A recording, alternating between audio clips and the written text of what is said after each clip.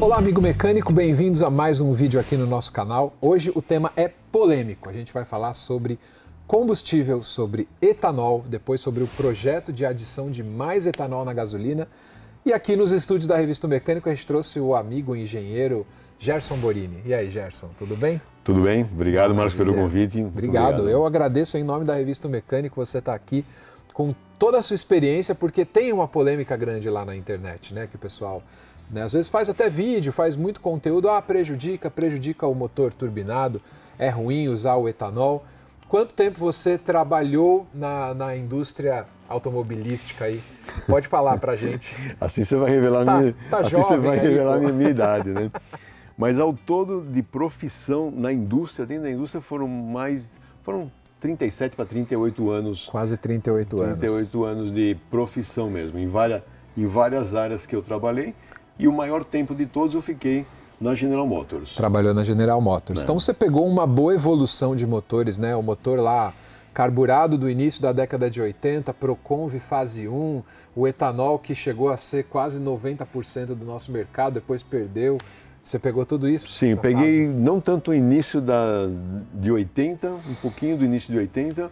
Na verdade, no início de 80 eu trabalhava com turbos, então eu peguei um pouco de turbo com carburado também, então eu vi um pouco disso. E, obviamente, eu acompanhei toda a introdução do Proconv desde lá da fase 1 no final dos anos 80 até hoje, que estamos já quase no nível 8 aí. A gente está aí, os limites, né, de emissão, eles são muito rigorosos, né? A gente está nessa fase aí, até a eletrificação vem rápido por conta disso. Mas assim, o Brasil é um país onde a gente tem uma expertise de desenvolvimento do etanol. Quem é mais novo não vai lembrar, mas o etanol começou ali em 79 a chegar nos carros, né?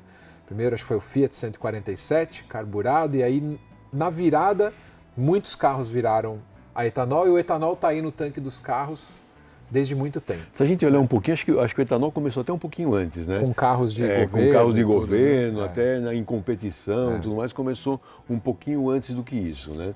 E aí, obviamente, em 79 foi quando o ritmo de produção etanol entrou para todo mundo aí. Né? E entrou rápido, né? Os carros, rapidamente. A gente chegou até em 85, 86, 90% dos carros eram a álcool ainda, não falava etanol. Etanol é agora. Ainda tem aquele slogan, né? Carro a álcool, ainda você vai ter um, né? Você vai ter um.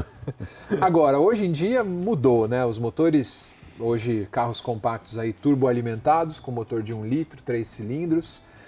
Tem carros com motor flex de uma geração mais antiga, 4 cilindros, que no Brasil de baixa renda é o que mais tem, né? O Paliozinho, o Corsinha, né? O Uno, esses carros aí.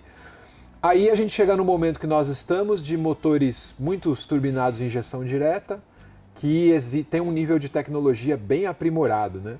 A gente não está atrás de nenhum país aí, Europa, Estados Unidos, no desenvolvimento de motores. Mas tem essa polêmica.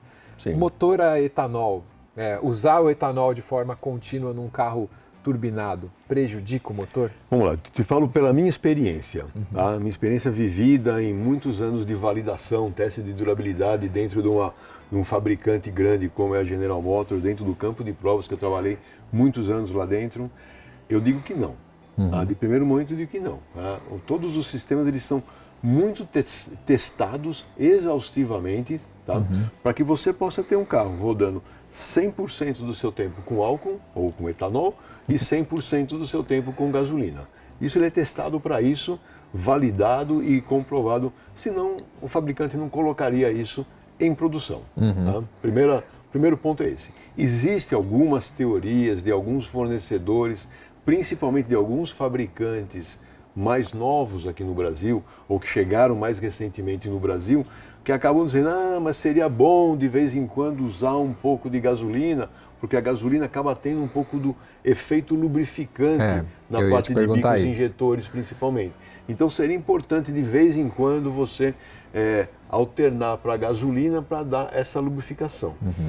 2 semanas atrás estava lá no lançamento do Renault Kardian, lá no sul, lá em Gramado, estávamos juntos lá inclusive, e eu perguntei também para o pessoal da Renault, falei, eu preciso utilizar de vez em quando gasolina? O pessoal de motores da Renault, que agora chama-se Horse, né? Não precisa. O carro está validado para usar 100% do tempo com etanol. Eu já ouvi de técnicos assim, de gente com bastante experiência. Recentemente a gente fez uma pauta aqui sobre outro assunto e a gente perguntou nos bastidores, né? Precisa usar? Eu ouvi que precisa, por conta da lubrificação. Vamos falar assim, o que é a diferença, como é feita a composição ali da gasolina, como é feita a composição do etanol? O etanol, pelo que a gente tem aí, 96% é o etanol e 4% é água, né? Então tem é daí que vem a polêmica? Porque na verdade o etanol, se a gente andar lá para trás, né, na minha cabeça aqui, a gente chamava ele de álcool hidratado. Hidratado. Entendeu? Esse era o nome original do álcool, ele é álcool hidratado que levava essa porcentagem de água. E ele tem água para... Ele é etéreo, né? Ele evapora rápido. É água para segurar um pouco a... Não, na verdade o álcool ele é hidroscópico. O álcool por si só ele absorve a água da atmosfera. Entendeu? Então normalizou-se nesse percentual justamente porque sabia que ele ia ter uma absorção de água. De um tempo para cá, eu não sei precisar em que época que foi isso, passaram a introduzir na mistura do álcool um pouco de gasolina. Eu não lembro se é 1% de gasolina que tem dentro do álcool, e é permitido ter até 0,5% de metanol dentro do álcool. Isso também para evitar o consumo, né, para as pessoas pararem de ingerir o etanol que era vendido em posto, que existia muito problema desse daí. Então foi colocado isso daí para, não sei se é para mudar o sabor, eu nunca experimentei. Tá.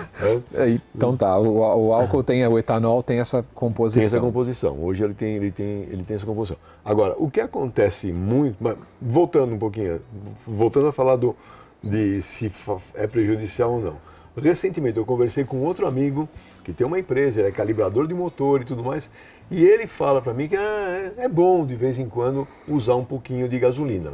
Mas assim, isso é uma visão dele em termos de durabilidade, de uso de longo tempo. Tá? Mas, te falo, pela minha experiência, rodando carros de teste, eu nunca vi essa necessidade. Entendi. Mesmo que o carro fique parado, se o carro ficar parado e o etanol no tanque, depois em contato, ele vai perdendo a característica? Eu acho que o álcool, o etanol, perde menos as características do que a gasolina. A gasolina parada, ela se auto-oxida muito mais rápido do que o etanol. Então eu tenho, por exemplo, nos meus carros antigos, eu dificilmente deixo eles parados muito tempo com muita gasolina. Eu tento consumir rapidamente aquela gasolina para estar sempre reciclando, porque a gasolina parada ela é mais problemática do que o etanol. Então é mais um mito aí, então, para a gente poder explicar. Explicar um pouco. Essa polêmica surge porque falam que ele gera corrosão, é na bomba, na linha.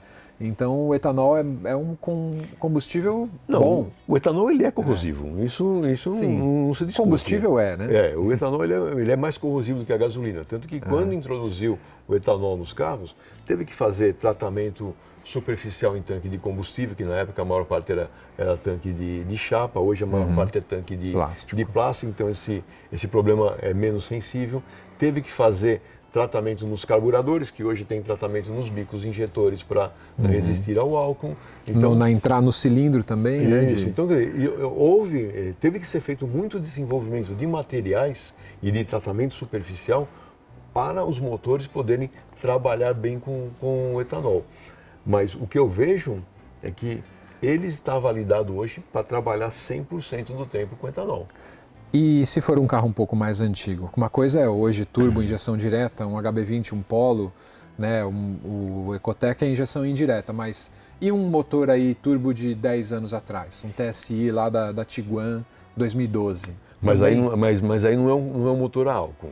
Ele é um motor só gasolina. Aí é um motor gasolina que você está colocando uma mescla de etanol nele. A gente vai chegar lá nesse ponto aí já.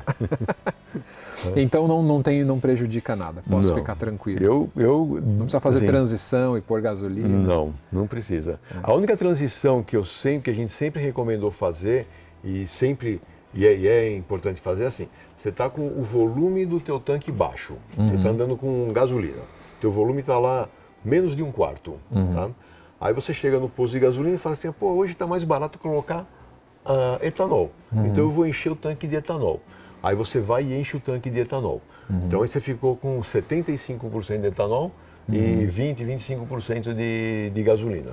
Se daquele momento que você abasteceu, você parar o carro muito rapidamente, ou seja, você está na esquina da sua casa e parou, e no dia seguinte pela manhã, você vai dar partida, a temperatura ambiente deu uma queda de temperatura que nem deu essa semana aqui, você pode ter um problema de partida, porque o aprendizado do sistema de injeção todo, ele estava para a gasolina. A hora que você vai dar a partida, o negócio fica uma partida muito longa, porque ele vai estar recebendo etanol ali e não a gasolina. Então aí, essa transição é importante. Ó, mudou radicalmente de combustível, anda 5 minutos com o carro antes de pará-lo. É para você acostumar a injeção. Exatamente, para o sistema de injeção todo se corrigir. Opa, então agora eu tenho que injetar mais, porque estou com etanol, não estou mais com gasolina. Então você faz essa correção. Quando você for dar a partida de manhã, ele já está com esse aprendizado feito. Ele já está com a leitura aí. Exato. Isso para um carro mais antigo. E para o novo ainda é assim? Para o novo ainda é assim. Assim. O novo tem uma vantagem, a maior parte dos novos tem uma vantagem que eles colocam agora um sensor de etanol na linha de combustível. Então, muitos deles, o sensor está perto ali da flauta, onde estão os injetores. Tá? Então, ele lê, na verdade, já o que está chegando. O que está entrando naquele momento. Ele já faz a correção da ECM quase que instantaneamente. Os mais antigos, ele fazia essa correção pela sonda lambda no catalisador. Então ele lia o que está saindo, opa, se está saindo isso é porque está entrando outro tipo de combustível. E aí ele ia fazendo a correção. E esses novos não, com esse sensor ele já fica mais fácil.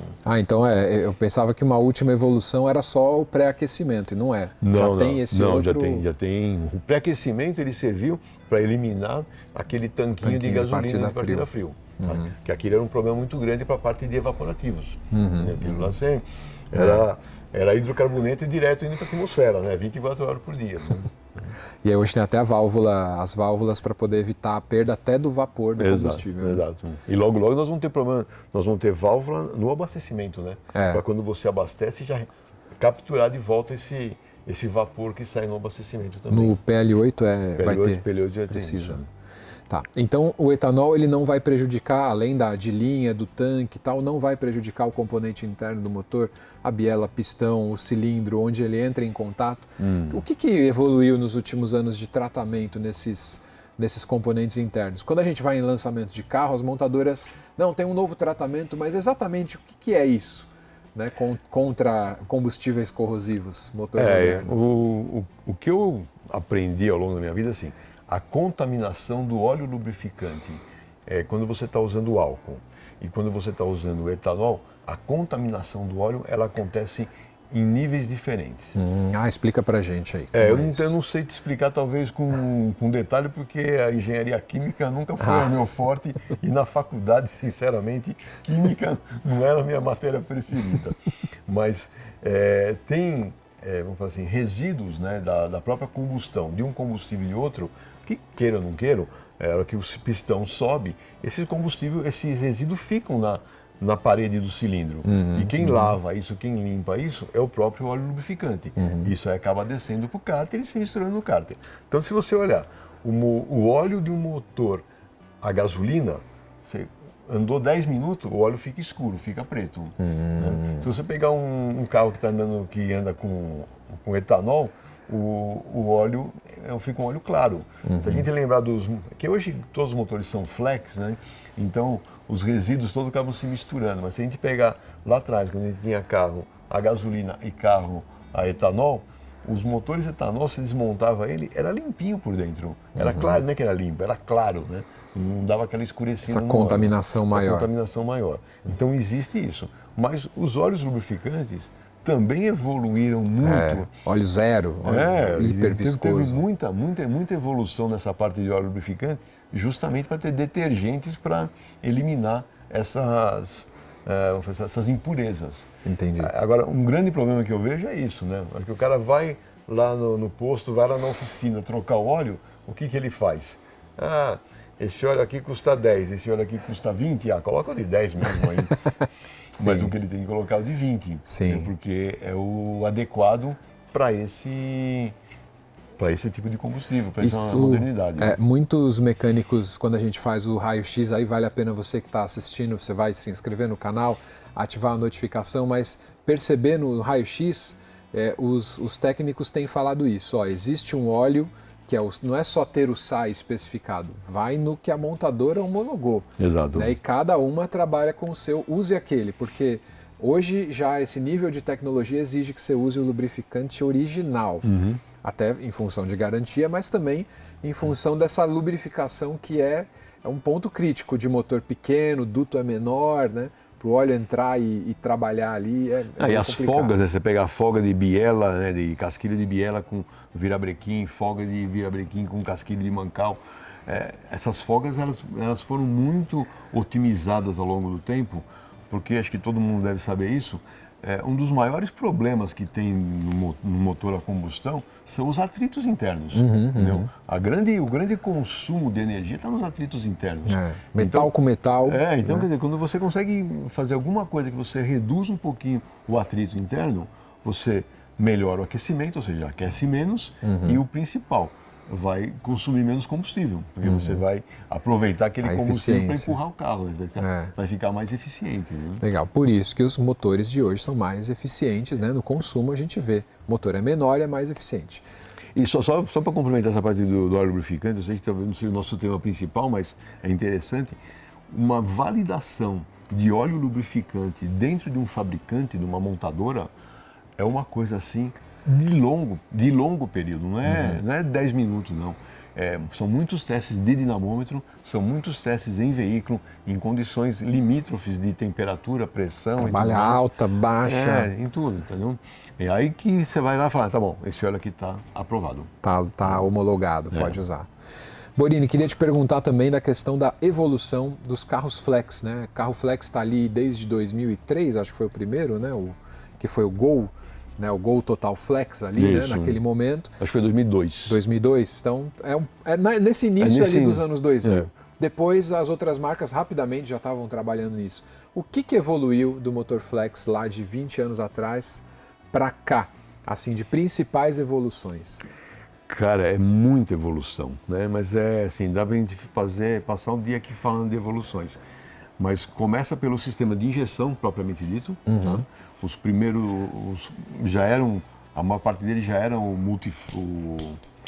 multiponto, a injeção? Já era injeção multiponto, né? Do caso que era o principal fornecedor na época era a Bosch, que foi quem introduziu isso daí. E aí veio tendo evoluções e mais evoluções, primeiro pelo sistema de injeção. Tá? E hoje a gente saiu lá de um multiponto que era quase que analógico para um super digital que é hoje o sistema. Se você pega, por exemplo, o Corolla, né? O Corolla ele tem um sistema de injeção que ele tem injeção nos dutos e injeção direta. Então depende da condição que você está dirigindo o carro, depende da mescla de combustível que está vindo, depende da temperatura ambiente, da temperatura do motor, depende de uma série de fatores. Ele tem lá uma interpolação de dados que hora ele injeta com os bicos no duto, ora ele faz a injeção direta, ora ele faz as duas injeções em conjunto. Entendeu? Então, na verdade, a gente olhando, a evolução ela vem bem anterior a isso, né? Para a gente chegar naquele ponto do Flex. Começou lá em 88, Gol GTI, analógica, Bosch, né? G-Tronic, né? Primeiro sistema, aí depois os multiponto, Ômega lá que passou, acho que foi o multiponto, foi o primeiro? GM. Na linha GM, o primeiro multiponto foi o Monza EFI, que era o Monza Emerson Fittipaldi. É verdade. Então foi no Monza... Foi em 90 exatamente? 92. Foi no Monza e no Cadete GSI. Foram os dois que receberam... Multiponto, Cadete GSI. Antes disso já tinha o monoponto, que era o chamado TBI lá o EFI, no caso da linha General Motors, né? Que também entrou no Monza, né? Também entrou no Monza. No Monza e no Cadete junto. Aí depois, acho que em 97 passou a ser obrigatória na legislação, todo carro tinha que tirar o carburador. E aí a gente viu até o Santana virou... Não é que passou a ser obrigatório a injeção. Na verdade... Era a fase de Proconv. A obrigatoriedade veio da onde?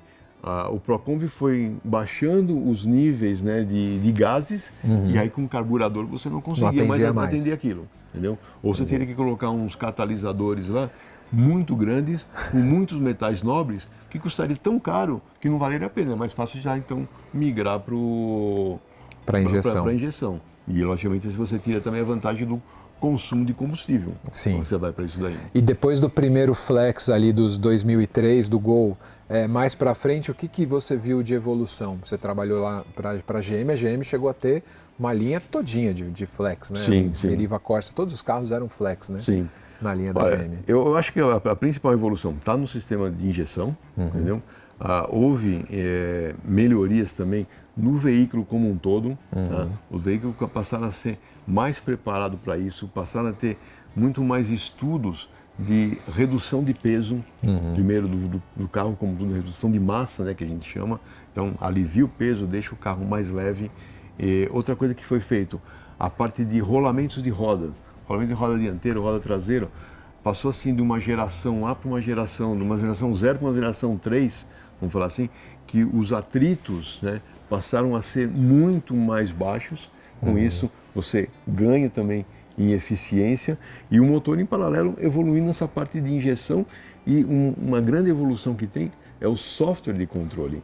Aquela caixinha que fica ali no pé da coluna B normalmente, da coluna A dianteira normalmente, ali aquele software ele passou a ter cada vez mais recursos para você poder aproveitar o melhor, quanto mais assim, a energia, né, o combustível que está sendo injetado. Né? Aí depois teve uma outra evolução no Flex, que foi, tirou a partida frio porque já tinha pré-aquecimento de velas, aí cada fabricante foi para uma linha diferente ou era mais ou menos o mesmo caminho? Era mais ou menos o mesmo caminho, porque no fim das contas, os fornecedores disso daí são os mesmos. Né? Você tem ou Magneti Marelli ou Bosch, né? Ou antigamente seria a Delphi. Né? Então, praticamente os fornecedores são os mesmos. Então, as soluções da prateleira eram as mesmas. Então, assim como o hoje, fornecedor chega lá no fabricante e fala, tem isso aqui pronto. Aí o que se analisa? Custo, né? E se eu preciso ou não preciso. Tem muito disso. Né? Peraí, para que eu preciso melhorar isso daqui? A minha concorrência está melhorando também? Tá, então eu não preciso melhorar. Mas a minha concorrência não está fazendo nada, então eu não vou fazer nada também. Acho que, na verdade, o grande impulsionador dessas melhorias são os níveis de emissões. A cada PL3, PL4, PL5, que eles foram cada vez mais reduzindo né? os níveis de emissões, aí não tem jeito, eu não tenho saída. Ou eu faço isso, eu não tenho outra. Ou então eu tiro o carro de linha, como aconteceu agora no PL7, alguns fabricantes tiraram produto de linha justamente por isso. Olha, eu vou gastar tanto para deixar esse carro dentro dessas metas, desses objetivos, que é melhor eu tirar de linha. Não vale a pena eu gastar tudo isso de dinheiro. Por isso saíram lá motor 1.6 MSI Volkswagen, motor 1.6 aspirado da Hyundai. Mudou. Tem uma lista aí que dá para fazer aqui, né? de carros que... Legal, Borini. Agora, a segunda parte aqui é a seguinte, você estava falando de obrigação, né? Colocar ou não colocar. Existe um projeto aprovado pela Câmara dos Deputados que estabelece aí um plano dentro dessa descarbonização e tal, para aumentar o percentual de 27% para 35% de etanol na composição da gasolina. Então, deixamos o etanol um pouquinho de lado. Esse projeto tem um dos pontos a favor é que eles falam na questão das emissões. E um argumento contrário é que motores mais antigos a gasolina, como é que vai fazer? Qual que é a sua visão técnica sobre essa mudança, se ela acontecer? Bom, tecnicamente falando, vou deixar o lado político de lado. Vamos falar aí. Da parte do motor mesmo. Vamos no motor, no carro, no que afeta o consumidor, afeta nós, né? Eu acho assim, 35% de álcool de etanol na gasolina simplesmente vai continuar para os carros flex, não vai alterar em nada, entendeu? Porque você vai simplesmente alterar talvez nem essa o preço. E pior é isso, provavelmente nem o preço vai alterar. A única coisa que vai afetar para o carro flex, hoje eu chego no posto de gasolina e olho lá e faço aquela conta de padeiro, né? Se o álcool está 70% mais barato do que a gasolina, vale a pena eu colocar o álcool no meu carro. Se o etanol não a diferença é menos do que 70%, eu vou para a gasolina. Ou se eu vou fazer uma viagem muito longa, não quero ficar parando toda hora, então eu já coloco gasolina para ir embora. Então, para os carros flex vai afetar só nessa conta de padeiro. Talvez não seja mais 70%, passe a ser 80%. Entendeu? Então você vai diminuir esse spread aí entre um preço e outro. Tá. Agora, para o restante da população, aquilo que você falou agora há pouco, o cara ali o Paliozinho Fire 2002. Exatamente, aquele... Meu Astra 96. Então, assim, até para os caras colecionadores, né, como a gente conhece alguns, talvez ele vai ter um jeito aí de conseguir um combustível diferente e tal, não sei. Agora, para o dia a dia, esses carros vão ser muito impactados. Primeira coisa, eles vão perder potência, entendeu? Porque o poder calorífico dessa mistura vai ser menor e com isso aquela mesma quantidade de combustível que vai ser injetada ali vai gerar menor potência, tá? Então isso aí já é certo.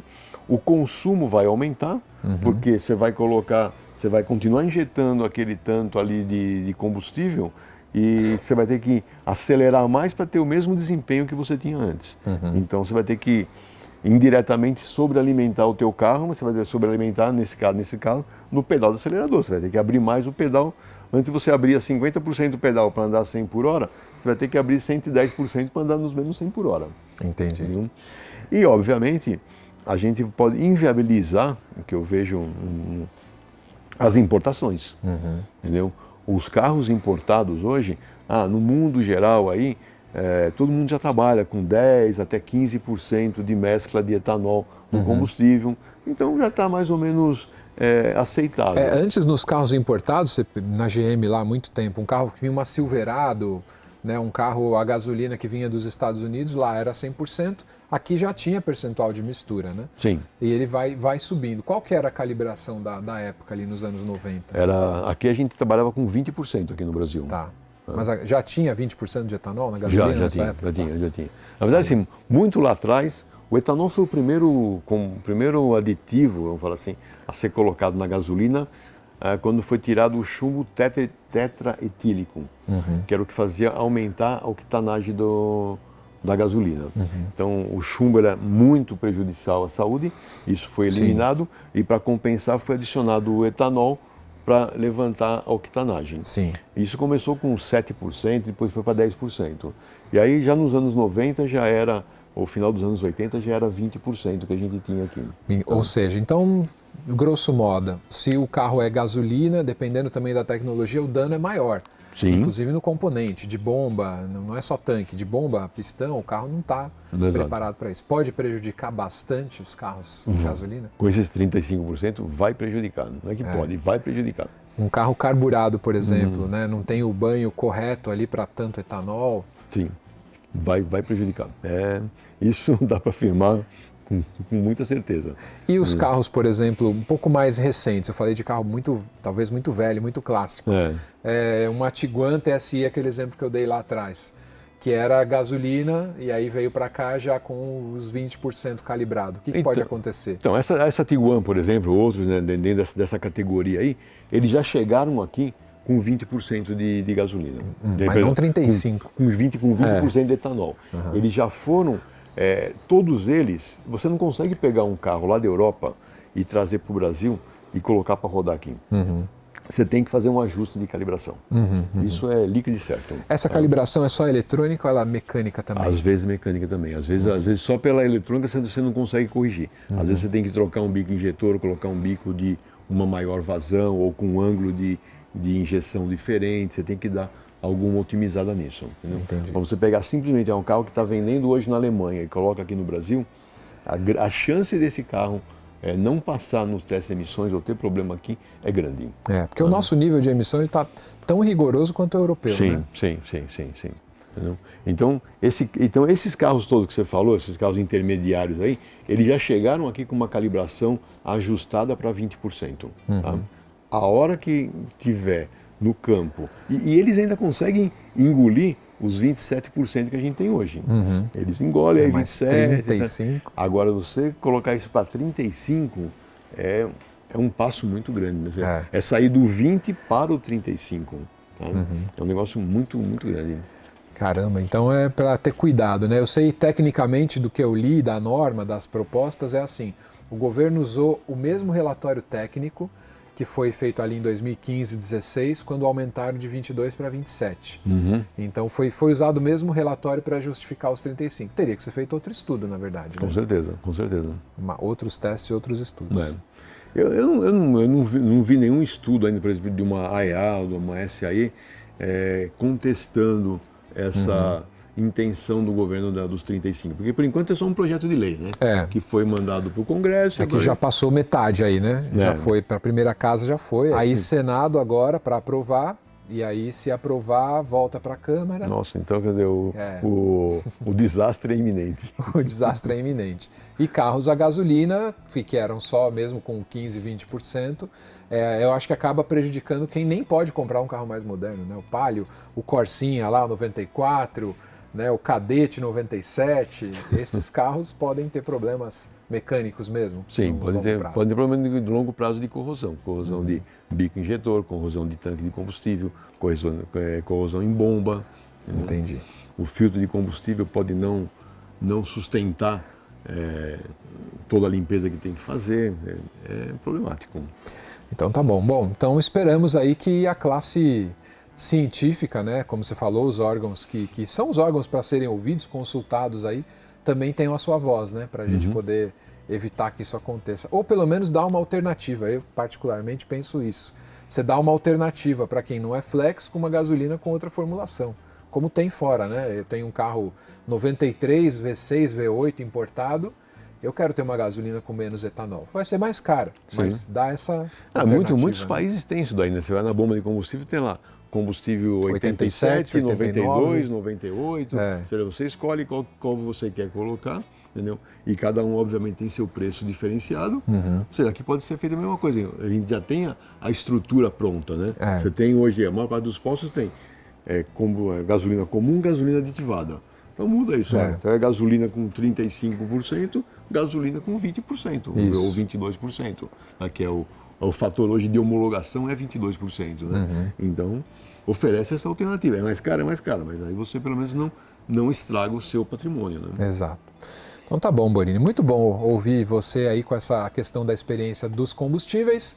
Para o amigo mecânico, né, que está aqui e sempre busca conteúdos mais técnicos aí, ele vai abrir esses motores daqui a pouco, de repente, com 35% de etanol, vai ter bastante trabalho pela frente, né? Com certeza. Então tá bom. Obrigado, viu, pela participação. Manda um abraço lá pro pessoal do Auto Entusiastas também. Obrigado. Você escreve e faz muitos conteúdos legais também lá, né? Obrigado. No Auto Entusiasta, está completando agora 5 anos que eu estou como colaborador e editor de testes do Auto Entusiastas. E tem gente muito técnica, né, que participa do Auto Entusiastas, vale a pena ler. A grande vantagem do Auto Entusiastas é o nosso editor-chefe, né, o Bob Sharp, que é um cara assim, muito técnico também, né? Então eu com ele a gente acaba ficando no mesmo nível ali, né? É isso aí. Então tá bom, Borini. Obrigado, viu, pela sua participação. Em nome da Revista Mecânico, agradeço mesmo. Acompanhe a gente aqui no nosso canal, se inscreva, ative a notificação, veja os raios-x, lançamentos, muitos vídeos, pautas técnicas que a gente tem aqui também. As nossas plataformas de curso, vale a pena aqui na O Mecânico. Obrigado, viu?